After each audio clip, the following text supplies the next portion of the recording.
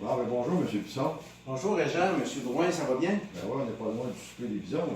On commence à être proche, là. Au début, c'était loin, mais là, on est à quelques jours du souper, là, autrement dit, dans 3 jours. Ben oui. Et voilà. On est prêt? Oui, on est prêt. On est prêt. Il y a une belle équipe cette année aussi, encore une fois, qui ont travaillé, ont déployé beaucoup d'énergie pour arriver à un beau résultat. Alors, c'est samedi soir, le 19, à la Toque Rouge, sur la rue Belvedere. Donc, j'ai bien hâte, là, d'être là. Oui. Ça fait combien d'années, là? Ça va être la 13e fois, là. C'est la 13e année là, que je fais le projet.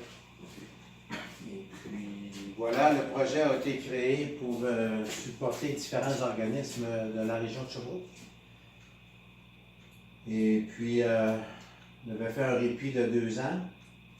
Fait que là, cette année, j'avais un engagement avec l'organisme de diabète Estrie. Donc, cette année, ce sont eux qui sont les bénéficiaires de la soirée. Donc, on est bien heureux de pouvoir faire une différence en souhaitant que ça va sans doute faire une différence pour eux. Pour nous, ça en a fait une parce que le simple fait de savoir que ça va faire une différence, déjà, c'est stimulant. Puis en même temps, ça permet de découvrir le diabète. Cette année, comme j'ai mentionné, c'est le diabète Estrie. Mais on ne sait pas tout là-dessus. Il y a beaucoup de choses qu'on ne sait pas. C'est un fléau dans la société, le diabète. Donc, il faut vraiment améliorer nos connaissances un petit peu afin de supporter davantage les intervenants dans le Les domaine. autres font quoi, ça? Je connais personnellement la directrice Josée Delage qui, avec son directeur M. Leblond, sont très dévoués pour la cause. On est chanceux dans l'Estrie d'avoir un organisme comme ça. Voilà.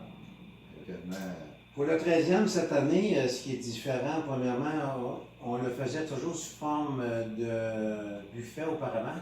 Et cette année, c'est un 5 services. Ça va être totalement différent dans le sens que les gens vont se faire servir. Ah ouais. C'était Denis Bisson directement de chez Coivdem. Yes, ça.